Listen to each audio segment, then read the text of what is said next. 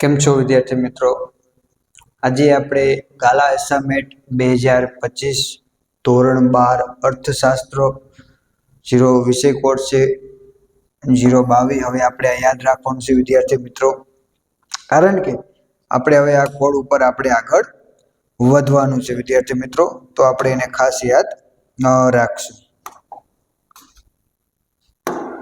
બરાબર, એટલે આપણે આને યાદ રાખવાનો પ્રયત્ન કરવાનો છે. પ્રશ્નપત્ર 3 ની આપણે ચર્ચા કરવાના છે. પ્રશ્નપત્ર 3 ની આપણે ચર્ચા આજે કરવાના છે વિદ્યાર્થી મિત્રો.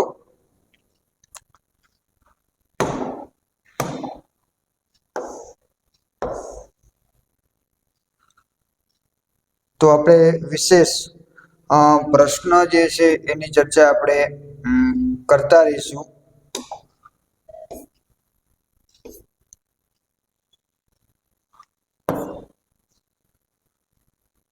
તો પહેલો જ આપણો વિકલ્પ છે વૃતાંશ, એટલે કે વૃતાંશ ખાલી જગ્યા વર્તુળના વૃતાંશ કેટલા હોય છે? તો 350, કે આપણે જાણીએ છીએ કે આ વર્તુળ છે. બરાબર, હવે એના અંશ જે છે, જે વચમાં આપણે જે આ ભાગ પાડવી છે, બરાબર, તો એના આ જે અંશ જે છે, એક જે લીટા જે છે, એ અંશ કેટલા છે? તો આપણે પહેલા ચેપ્ટરનો પ્રશ્ન છે 350, 320 અંશ, 380 અંશ કે 360 અંશ. તો આપણો જવાબ વિદ્યાર્થી મિત્રો કયો બનશે? તો કે 360 અંશ આપણો આ જવાબ સાચો બનશે. બરાબર વિદ્યાર્થી મિત્રો, આગળ હવે આપણે બીજો પ્રશ્ન. આર્થિક પ્રવૃત્તિમાં લાંબા ગાળાના નિયમિત કે અનિયમિત પરિવર્તનોના અભ્યાસ માટે નીચેનામાંથી શું ઉપયોગી છે? તો એના ઓપ્શનો આપણે જોઈ શકાય છે. તો કે 4 ઓપ્શનો આપણને આપેલા છે. સતત આવૃત્તિ વિતરણના આલેખ, લોગ આધારિત આલેખ, વૃતાંશ આકૃતિ અને સ્તંભ આકૃતિના આલેખ, કે સામયિક શ્રેણીના આલેખ. શું કીધું છે? તો કે આર્થિક પ્રવૃત્તિમાં લાંબા ગાળાના અને નિયમિત કે અનિયમિત જે પરિવર્તનો આવે છે તેનો અભ્યાસ માટે નીચેનામાંથી, એટલે કે આ 4 માંથી શું ઉપયોગી બને છે? તો આ પ્રશ્નનો જવાબ છે સામયિક શ્રેણીના આલેખો, જે લાંબા ગાળાના પરિવર્તનોને, એટલે કે જે નિયમિત કે અનિયમિત પરિવર્તનો જે છે એનો અભ્યાસ સામયિક શ્રેણીના આલેખ દ્વારા રજૂ કરવામાં આવે છે. તો આપણો જવાબ બનશે ડી.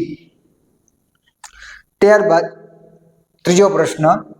2014માં વિશ્વમાં માનવ વિકાસ આંકની દ્રષ્ટિએ ભારતનો ક્રમ કેટલામો હતો? એટલે કે 2014માં વિશ્વમાં માનવ વિકાસ આંકની દ્રષ્ટિએ ભારતમાં કેટલામું સ્થાન હતું? તો ક્યારે પૂછેલું છે? 2014માં. 127, 128, 129 કે 130? તો એનો જવાબ આપણો આવશે 130મું આપણું સ્થાન છે, તેમ આપણે કહી શકાય 2014 મુજબ. આર્થિક વિકાસના મુખ્ય નિર્દેશકો કેટલા છે? તો એના ઓપ્શન આપણે જોઈ શકાય છે 5, 4, 7 અને 3. જો વિદ્યાર્થી મિત્રો અહીંયા ભૂલ ન કરતા, આપણા મુખ્ય કેટલા છે? 4 છે. કયા કયા 4 છે વિદ્યાર્થી મિત્રો? યાદ કરો. એ 4 જે છે એની અંદર એક આપણે કહી શકાય રાષ્ટ્રીય આવકનો વૃદ્ધિ દર,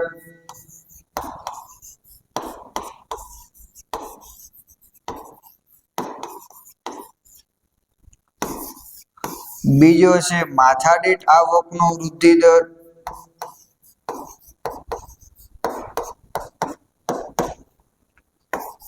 ત્રીજો છે PQLI, એટલે કે જીવનની ભૌતિક ગુણવત્તા આંક, અને ચોથો છે HDI, માનવ વિકાસ આંક. પછી તમારી બુકની અંદર બીજા ઉપરાંત કરીને પણ આપેલા છે 4, એટલે 4 ને 3 ને 7 કરીને એમ જવાબ ન આપતા. મુખ્ય આપણે અભ્યાસની અંદર કેટલા આવે છે? આ 4 આવે છે. એટલે આપણે આને જ પ્રાધાન્ય આપવાનું, એટલે આપણો જવાબ બનશે 4. બરાબર વિદ્યાર્થી મિત્રો, સમજાઈ ગયું? તો આપણે આગળ વધશું.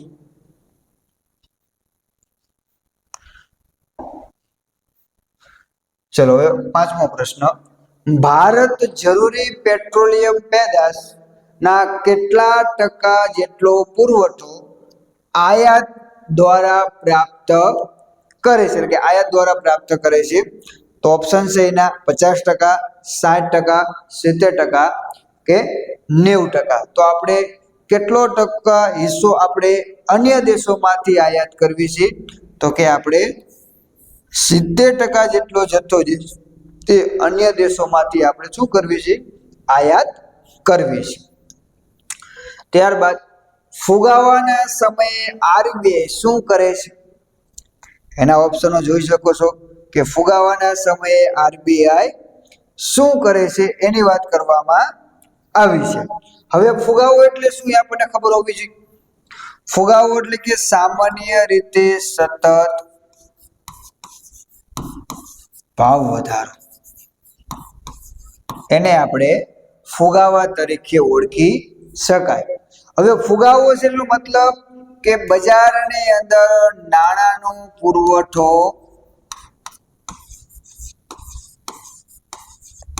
કેવો હોય? વધારે. બરોબર, તો જ લોકો, આપણી પાસે રૂપિયા હોય તો જ રૂપિયા વધારે આપશું, નથી તો શું આપવાના છે? એટલે ફુગાવાની અંદર નાણાંનો પુરવઠો બજારમાં કેવો હોય? વધારે હોય. તો હવે એને કવર કરવા માટે આરબીઆઈ એટલે કે આપણી મધ્યસ્થ બેંક શું કરશે? બેંક રેટ ઘટાડશે. હવે બેંક રેટ ઘટાડે એટલે શું થાય? વ્યાજ દર ઘટે. હવે વ્યાજ દર ઘટે તો શું થાય? તો બજારમાં નાણાંનો પુરવઠો વધે. તો આ તો કરી શકાય નહીં. બરોબર, એટલે આ તો આપણો જવાબ આવતો નથી. રેપો રેટ વધારે. શું કીધું છે? રેપો રેટ વધારે. તો રેપો રેટ એટલે શું? તો કે બેંક રેટ અને રેપો રેટમાં ઝાઝો તફાવત નથી. આ લાંબા ગાળાનું છે અને આ ટૂંકા ગાળાની સ્થિતિ છે. હવે બેંક રેટ એટલે કે રેપો રેટ વધારે છે એટલે બજારની અંદર વ્યાજના દરમાં વધારો થશે, એટલે બજારમાં નાણાંનો પુરવઠો ઘટે છે. કદાચ આપણો જવાબ બની શકે. આગળ આપણે જોઈએ રોકડ અનામતનું પ્રમાણ ઘટાડે. રોકડ અનામત શું કે જે બેંકે, વેપારી બેંકે આરબીઆઈ ને જમા કરવાનું હોય છે. રોકડ અનામતનું પ્રમાણ વધારે તો વેપારી બેંકે વધારે નાણાં આરબીઆઈ ને આપવા પડશે, એટલે પ્રજાને આપવા માટે નાણાં ઓછા રહેશે. અને આરબીઆઈ એનાથી વિરુદ્ધ પરિસ્થિતિ છે. બરોબર છે કે રોકડ અનામતનું પ્રમાણ વધારે. બરોબર, તો આપણો આ પ્રશ્નનો જવાબ પણ બની શકે તેમ નથી. બરોબર, કારણ કે અનામતનું પ્રમાણ ઘટાડે છે તો બજારની અંદર પ્રજાને વધુ રૂપિયા મળવાની સંભાવના છે, તો એ તો થશે નહીં. રિવર્સ રેપો રેટ ઘટાડે. રિવર્સ રેપો રેટ અને બેંક રેટ આ વસ્તુમાં આપણને સમજ હોવી જોઈએ. રિવર્સ રેપો રેટ એટલે કે આરબીઆઈ વ્યાપારી બેંક પાસેથી નાણાં લે તે. હવે રિવર્સ રેપો રેટ ઘટે એટલે વેપારી બેંકોને આરબીઆઈ જે પૈસા આપવાના છે એના ઉપર વ્યાજ કેવું મળશે? ઓછું મળશે. એટલે હવે એને આરબીઆઈ પાસેથી ઓછું વ્યાજ મળશે એટલે એને આરબીઆઈ ને પૈસા દેવાની ઈચ્છા થશે અને કોને આપશે? પ્રજાને આપશે. તો આ 3 MCQ ની અંદર બજારમાં નાણાંનો પુરવઠો વધે છે, માત્ર આની અંદર જ વધતો નથી. એટલે આપણો જવાબ બનશે કયો બનશે વિદ્યાર્થી મિત્રો? રેપો રેટ વધારે છે જ્યારે ફુગાવાના સમયમાં રેપો રેટમાં વધારે. જો આ સમજો, આ પ્રશ્ન આવા 1-2 આવશે એટલે તમને જ્યાં સુધી મગજમાં ફિટ નહીં થાય ત્યાં સુધીનો જવાબ નહીં આવે. બરોબર, એટલે સમજવાનો પ્રયત્ન કરવાનો. બેંક એટલે શું? તો આ ઓપ્શન છે વિલંબિત ચૂકવણીનું સાધન, ધિરાણ કરનારના હેતુથી બચતો એકત્રિત કરતી સંસ્થા છે, નાણાંની હેરફેર કરતી સંસ્થા છે, નાણાંના મૂલ્યની જાળવણી કરતી સંસ્થા છે. તો બેંક રેટ શું છે? બરોબર છે. સોરી, બેંક એટલે શું છે? તો આપણે જોઈ શકાય છે કે બેંકનું કાર્ય શું છે? ધિરાણ કરવાના હેતુથી લોકોની બચત એકત્રિત કરતી સંસ્થા છે, એને બેંક કહી શકાય. વિલંબિત ચૂકવણીનું કામ તો ઘણી ફાઇનાન્શિયલ કંપની પણ કરે છે, તો એ બેંક નથી. ત્યારબાદ નાણાંની હેરફેર કરવા માટે પણ ઘણી બધી સંસ્થાઓ છે, પણ એ બેંક નથી. નાણાંના મૂલ્યની જાળવણી કરતી સંસ્થા, તો એ પણ બેંક નથી. ધિરાણ કરવાનો હેતુ હોય અને એ હેતુથી જ બચત એકત્રિત થતી હોય તો એને આપણે બેંક કહેવાય. વર્ષમાં રાષ્ટ્રીય ગ્રામીણ રોજગાર ગેરંટી કાનૂન, ટૂંકમાં નરેગા, મંજૂર કરવામાં આવી. જો આ પ્રશ્નમાં ધ્યાન રાખજો, પૂછવું શું છે? નરેગા, મનરેગા નહીં. જો મનરેગા હોત તો આપણો જવાબ આ બની શકે, બરોબર, પણ આપણો આ જવાબ છે નહીં. તો આપણો જવાબ બનશે 2005. અને આમાં જ એક પ્રશ્ન તમને ઉભો થશે કે આપણને બુકમાં 2006 પણ લખેલું છે, એમ કહી શકશો ને? તમને એમ પણ થશે કે બુકની અંદર તો આવું પણ લખેલું છે 2006, તો બે ઓપ્શન નહીં આપેલા હોય, 2005 અને 2006 બંનેમાંથી એક આપેલો હશે, અને બે ઓપ્શન આપેલા હોય તો બંનેમાંથી કોઈ પણ ઓપ્શન તમે લખો, બોર્ડને એ પ્રશ્નનો જવાબ સાચો આપવો પડે. પણ ક્યારે? નરેગામાં. મનરેગાની અંદર તો ફરજિયાત 9 જ છે, એ જ આવશે, બરોબર, એટલે એમાં ભૂલ કરતા નહીં. વર્ષ 2011-12ના અંદાજો મુજબ 30% થી 40%ની ગરીબીની શ્રેણીમાં નીચેનામાંથી કયા રાજ્યનો સમાવેશ થાય? એ આખું કોષ્ટક છે, એના ઉપરથી આ જવાબ આપવાનો છે. તો એનો જવાબ બનશે ઓડિશા, બરાબર, જેનો 30% થી 40%માં એનો સમાવેશ થાય છે.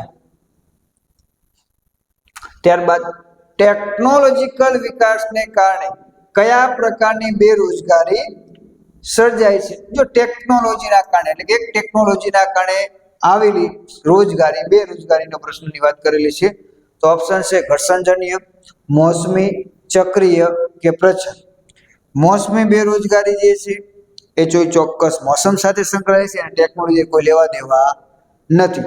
ચક્રીય બેરોજગારી છે એ માંગ સાથે સંકળાયેલી છે, તો એને ટેકનોલોજી કોઈ લેવા દેવા નથી. પ્રચંડ બેરોજગારી એટલે જે લોકો કામ કરે છે તેના કરતા વધારે લોકો રોકાયેલા હોય એની સાથે સંકળાયેલી છે. તો આપણો જવાબ બનશે ઘર્ષણજન્ય બેરોજગારી, બરોબર. ત્યારબાદ દીનદયાળ ઉપાધ્યાય ગ્રામીણ કૌશલ્ય યોજનામાં કઈ ઉંમરના યુવાનોને રોજગારી આપવામાં આવે છે? તો એના ઓપ્શન છે 15 થી 25 વર્ષના, 15 થી 35 વર્ષના, 18 થી 30 વર્ષના કે 18 થી 35 વર્ષના. તો આપણો જવાબ બનશે 18 થી 35 વર્ષના યુવાનોને રોજગારી આપવા માટેનો આ હેતુ, એટલે કે દીનદયાળ ઉપાધ્યાય ગ્રામીણ કૌશલ્ય યોજના દાખલ કરવામાં આવી હતી. ઈસવીસન 2011માં ભારતમાં મૃત્યુ દરનું પ્રમાણ કેટલું હતું? એ માર્ચ 2022ની અંદર પછલો પ્રસાયેલો છે. 7.1, 5.1, 21.8 અને 10.8. તો આપણો જવાબ બનશે 7.1 જેટલું આપણું મૃત્યુ દર હતું. ભારતમાં સૌપ્રથમ વખત વસ્તી ગણતરી કોના દ્વારા કરવામાં આવી? જો વિદ્યાર્થી મિત્રો, આ પ્રશ્નપત્ર હવે આપણને આ પ્રશ્ન પૂછાઈ શકે તેમ નથી. આ પ્રશ્નનો જવાબ આપણી જૂની પાઠ્યપુસ્તક પ્રમાણે છે. જૂનું જે ચેપ્ટર હતું વસ્તીનું, એની અંદર એનો ઉલ્લેખ થયેલો છે, પણ આપણા જે નવા, એટલે કે જે નવી આવૃત્તિ છે પાઠ્યપુસ્તકની, એની અંદર આનો ઉલ્લેખ નથી. પણ પેપર સેટ વાળા જૂના પ્રશ્નો પૂછાયેલા છે, પ્રશ્ન પૂછતા હોય છે, એટલે આ પ્રશ્નની યાદીમાં છે. ખરેખર જોવા જઈએ તો આ પ્રશ્ન આપણો હવે બની શકે એમ નથી, પણ તેમ છતાં આપણે જોઈ લેવી. તો એનો જવાબ બને છે જમશેદજી ટાટા, બરોબર. આપણે ટાટાને યાદ રાખવાના કે સૌપ્રથમ એમને વસ્તી ગણતરી ભારતની અંદર કરાવી હતી. પણ અત્યારના હાલ નવી આવૃત્તિ પ્રમાણે આ ક્યાંય તમને પાઠ્યપુસ્તકમાંથી મળશે નહીં. ભારતમાં અધૂરી સિંચાઈ યોજના પૂરી કરવાની જવાબદારી કોને સોંપવામાં આવી છે? એના ઓપ્શન જોઈ શકાય: આરબીઆઈ, નાબાર્ડ, આરઆરબીએસ કે એસબીઆઈ. તો હવે આની અંદરથી આપણે જાણવી છે એક જ બેંક એવી છે, એક જ સંસ્થા એક એવી છે કે જે કૃષિ સાથે સંકળાયેલી છે, તો એ છે નાબાર્ડ. તો નાબાર્ડને આ જવાબદારી સોંપવામાં આવી છે. કૃષિ ક્ષેત્રની મધ્યસ્થ બેંક તરીકે પણ ઓળખવામાં આવે છે. વિદેશ વેપારમાં કયા સાધનની ભૌગોલિક ગતિશીલતા શૂન્ય હોય છે? આની અંદર પણ વિદ્યાર્થી મિત્રો બહુ બધા પ્રકાશનોની અંદર મતાંતરો છે અને ઘણા બધા શિક્ષકોમાં પણ છે. એનો આપણે ઓપ્શન જોશું તો એના આધારે આપણે જવાબ ઘણા બધા પ્રકાશનોની અંદર તમને જમીન જવાબ આપેલો છે, ઘણા બધા પ્રકાશનોની અંદર મૂડી આપેલો છે, તો ક્યાંક શ્રમ. વિશેષ આ બે પ્રશ્નનો જવાબ હશે, કાં તો શ્રમ કાં તો જમીન. આનો વિશેષ સમાવેશ કરવામાં આવેલો છે. બરોબર. તો આમાં આપણે જોવા જઈએ તો પ્રકાશનોના મતાંતરો ઘણા બધા જોવા મળે છે. પાઠ્યપુસ્તકની અંદર પણ એવો સ્પષ્ટ ઉલ્લેખ ક્યાંય નથી કર્યો કે ભૌગોલિક ગતિ, સોરી આ પ્રશ્ન જુદો છે, હું જુદી ચર્ચા કરું છું. ભૌગોલિક ગતિશીલતા શૂન્ય છે તો ફિક્સ જવાબ છે. જો એ પ્રશ્ન હું ચર્ચા કરતો તે કેવી હતી કે વિદેશ વેપારમાં કયા સાધનની ભૌગોલિક ગતિશીલતા સૌથી ઓછી, કયા સાધનની ગતિશીલતા સૌથી ઓછી હોય છે એની હું ચર્ચા કરતો હતો. તો એમાં જમીન અને શ્રમ બે છે, તો આપણો જવાબ એમાં જમીન જ આવે છે. બરોબર. અને આમાં પણ આપણો જવાબ જમીન જ આવે છે. બરોબર. કારણ કે ભૌગોલિક ગતિશીલતા આની એટલે કે જમીનની કેવી હોય છે વિદ્યાર્થી મિત્રો? શૂન્ય હોય છે. બરોબર. બે પ્રશ્નો મિક્સ ન થઈ જાય, ધ્યાન રાખજો મારી જેમ. આગળ આપણે વિદ્યાર્થી મિત્રો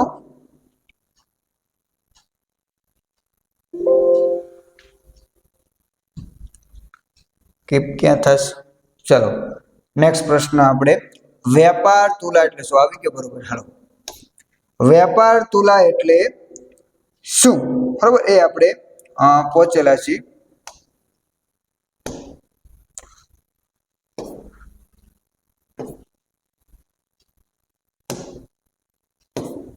પાછો શું થયું અને ચલો કોઈ વાત નહીં. વ્યાપાર તુલા એટલે શું? તો ચાલુ ખાતાની તુલા, મૂડી ખાતાની તુલા, દ્રશ્ય વેપારની તુલા કે અદ્રશ્ય વેપારની તુલા. તો વ્યાપાર તુલા એટલે શું? તો કે જેની અંદર દ્રશ્ય વેપારનો સમાવેશ થતો હોય. જ્યાં દ્રશ્ય ને અદ્રશ્ય હોય તો એને આપણે કઈ કહેવાય? લેણ દેણ તુલા. બરોબર. એ પણ યાદ રાખજો. જેમાં દ્રશ્ય અને અદ્રશ્ય બંનેનો સમાવેશ થાય છે, જ્યારે વેપાર તુલાની અંદર માત્ર દ્રશ્યનો સમાવેશ થાય છે. આગળ આપણે વિદ્યાર્થી મિત્રો ટચુકડા ઉદ્યોગમાં મૂડીરોકાણની મર્યાદા કેટલી છે? ટચુકડા ઉદ્યોગની અંદર મૂડીની મર્યાદા કેટલી છે? તો ઓપ્શન આપણે જોઈ શકાય છે: રૂપિયા 10 લાખ, રૂપિયા 15 લાખ, રૂપિયા 20 લાખ કે રૂપિયા 25 લાખ. તો આપણે જાણીએ છીએ કે લઘુ ઉદ્યોગ છે તો એમાં કોઈ મર્યાદા નથી. ટચુકડા ઉદ્યોગ છે જેની 25 લાખની મર્યાદા છે. ત્યારબાદ છે નાના ઉદ્યોગો જે 25 લાખથી 5 કરોડ એની મર્યાદા છે. ત્યારબાદ છે મધ્યમમાં તો કે 5 કરોડથી 10 કરોડ, અને મોટા પાયાના ઉદ્યોગો છે જેમાં 10 કરોડથી વધુ. બરોબર. આ યાદ રાખવાનું, ગમે તે પ્રશ્ન તમને પૂછાઈ શકે છે. બરોબર. તો આપણો જવાબ બનશે 25 લાખ, કારણ કે આપણું પૂછેલું છે ટચુકડા ઉદ્યોગો. ત્યારબાદ કયો વિકસિત દેશ ઔદ્યોગિક દેશ નથી? જો શું કીધું છે? કયો વિકસિત દેશ? નીચેના જે 1000 ઓપ્શન છે ને એ ઔદ્યોગિક જ દેશ છે, સોરી વિકસિત દેશ જ છે. America, Saudi Arabia, Japan, Britain એ વિકસિત દેશો છે, પણ એનો વિકાસ ઉદ્યોગના કારણે નથી થયો. બીજા કારણે થયો છે. હવે ખેતીની વાત નથી કરી, આ ખેતી શબ્દ નથી, બરોબર. ઉદ્યોગો સિવાય પણ એનો વિકાસ થયો છે. તો અમેરિકાનો ઉદ્યોગથી થયો છે, જાપાનનો, બ્રિટન, સાઉદી અરેબિયા એક એવો છે કે જ્યાં આપણે એમ કહી શકાય છે કે પેટ્રોલિયમ તત્વો વિશેષ છે, ખનિજ તત્વો વિશેષ છે, એટલે એ દેશ એના લીધે વિકસિત થયો છે, એટલે એ ઔદ્યોગિક દેશ નથી. કયા વર્ષમાં આપવામાં આવેલી નગરની વ્યાખ્યા ઉદાર હતી?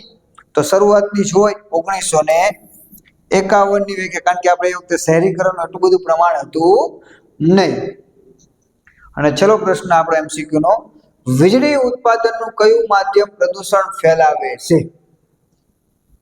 બસ થર્મલ પાવર, હાઇડ્રો પાવર, સૂર્ય ઉર્જા કે પવન ચક્કી? હવે આપણને સૂર્ય ઉર્જામાં પ્રદૂષણ નથી કે પવન ચક્કીમાં પ્રદૂષણ નથી, બે વિકલ્પો જતા રહ્યા, 50-50 લાઈન લઈ લીધી, બે જતા રહ્યા, બે જ વિધ આપણી પાસે, થર્મલ પાવર ને હાઇડ્રો પાવર.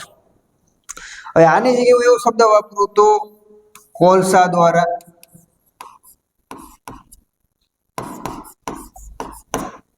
તો તરત જ આપણો જવાબ બનશે આ, બરોબર. તો આપણો જવાબ થર્મલ પાવર, જે કોલસા દ્વારા વીજળી થાય છે એની અંદર વિશેષ પ્રમાણમાં આપણે પ્રદૂષણ થતું હોય છે, એટલે જ સરકાર અત્યારે પવનચક્કી, સૂર્ય ઉર્જા ઉપર કે પાણી દ્વારા હાઇડ્રો પાવર અથવા તો સોલરનું વિશેષ પ્રાધાન્ય આપે છે. હવે આપણે ચર્ચા કરવાની છે વિભાગ બી ની, જેમાં તમને કેટલા પ્રશ્નો પૂછાવાના છે? 10 પ્રશ્નો પૂછાવાના છે. 20 આ પ્રશ્નો અને 10 આ, 30 ગુણ આપણને વધુ ને વધુ માર્ક લાવી નાખવી, એટલે મારા ખ્યાલ પ્રમાણે પાસિંગનું આપણને ઘણું બધું કવર થઈ જશે. ઝડપથી આપણે પ્રશ્ન ચર્ચા કરશું. આકૃતિ તેમજ આલેખ કયા પ્રકારના વિતરણ માટે દોરવામાં આવે છે? એમસીક્યુમાં વારંવાર પ્રશ્ન પૂછાતો હતો. આકૃતિ અસતત વિતરણ માટે અને આલેખ સતત વિતરણ માટે દોરવામાં આવે છે, બરોબર. આકૃતિ અસતત વિતરણ માટે, આલેખ સતત. હવે સતત ને અસતત માટે આપણે બહુ સારી એવી સ્ટ્રીક શીખડાઈ છે, યાદ છે, બરોબર. ન હોય તો આપણે આગળના વિડીયોમાં છે.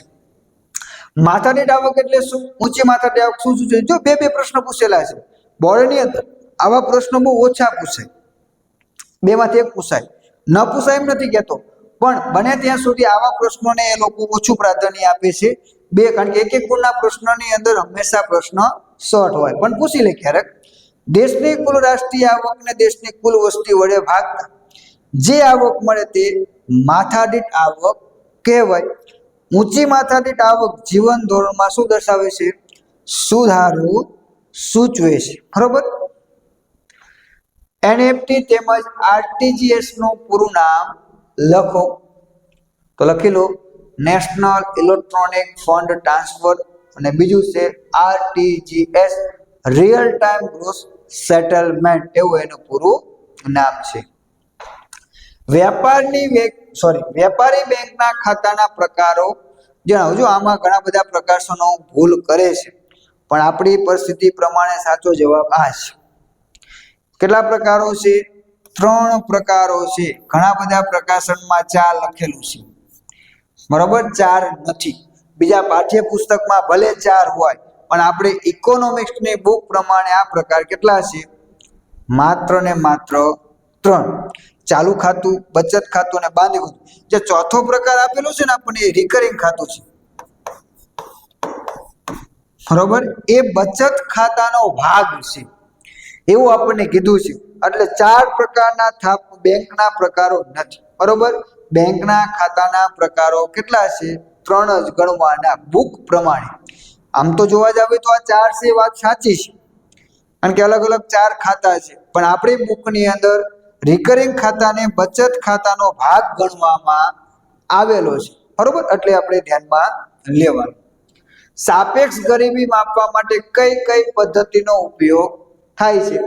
તો એમાં છેલ્લી લીટીમાં લખેલું છે, સાપેક્ષ ગરીબી માપવા માટે આવક જૂથોની રચના, લોરેન્જ વક્ર અને ગિની ગુણોત્તર જેવી પદ્ધતિનો ઉપયોગ કરવામાં આવે છે, બરોબર. તો લોરેન્જ વક્ર છે, ગિની ગુણોત્તર છે અને આવક જૂથોની રચના. આવક જૂથોની રચના પ્રમાણે આપણે સાપેક્ષ ગરીબીની માપ કઈ રીતે કરવું એ ઉદાહરણ સાથે જોયું કે 4 ભાગ પડતો હતો ને, 10,000 ની આવક, 20,000 ની આવક, 30,000 ની આવક જૂથ.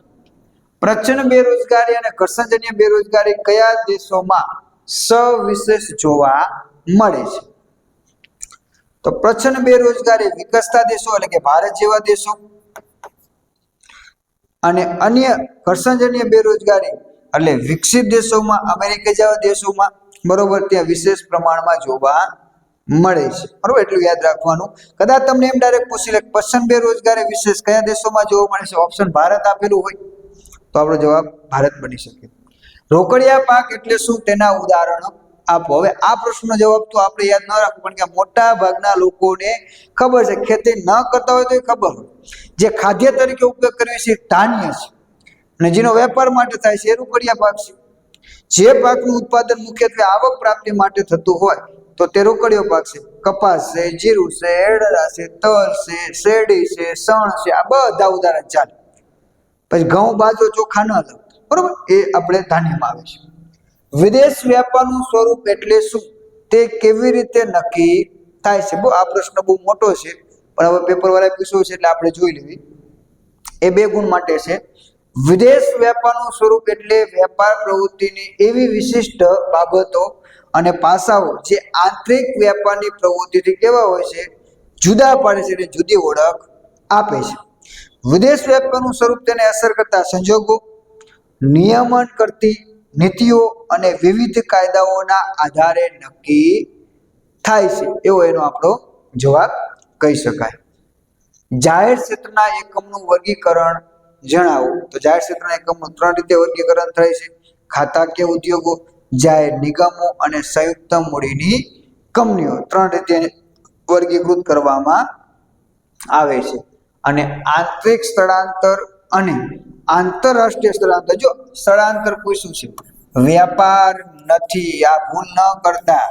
પછી આપણે મગજમાં વેપાર જ હોય, વ્યાપાર લખીને આવી કે દેશની હદની અંદર થતા વ્યાપારને આંતરિક વેપાર, અને દેશની હદની અંદર બહાર થતા હોય તો એને આપણે આંતરરાષ્ટ્રીય વ્યાપાર કહી સરસ મજાનો એક ગુણ મુકાવી કે આપણો એક ગુણ આવી જશે. પણ વાસ્તવિક આપણે ખોટો પડતા. કેમ? આપણને પૂછ્યું છે સ્થળાંતર, વ્યાપાર પૂછ્યું નથી, બરોબર. એટલે ધ્યાન રાખવાનું, ઉતાવળ નહીં કરવાની. દેશની હદમાં એક સ્થળેથી બીજા સ્થળે થતા સ્થળાંતરને આંતરિક સ્થળાંતર કહે છે.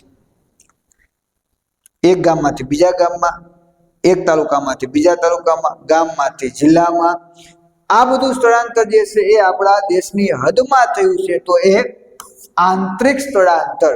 અને દેશની હદ બહાર થતું હોય કે લોકો એક દેશમાંથી બીજા દેશમાં, ભારતમાંથી અમેરિકા, ભારતમાંથી ચીનમાં, ભારત કેનેડામાં, ભારતથી ઓસ્ટ્રેલિયામાં, આ બધું સ્થળાંતર જે છે એને શું કહેવાય? આંતરરાષ્ટ્રીય સ્થળાંતર કહી શકાય, બરોબર. તો આપણા 1 થી 30 પ્રશ્નો હતા. વિદ્યાર્થી મિત્રો, તમને સમજણ પડી ગઈ છે. પ્રશ્નો તમે કદાચ જોયા હશે, પણ એની થોડીક વિશેષ સમજૂતી સાથે જોશો તો આપણને વધુ ને વધુ મગજમાં યાદ રહેશે. માત્ર ગુકશો તો પરિણામ મળશે નહીં. તો વિદ્યાર્થી મિત્રો, આજના પીરિયડની અંદર આટલું. Thank you.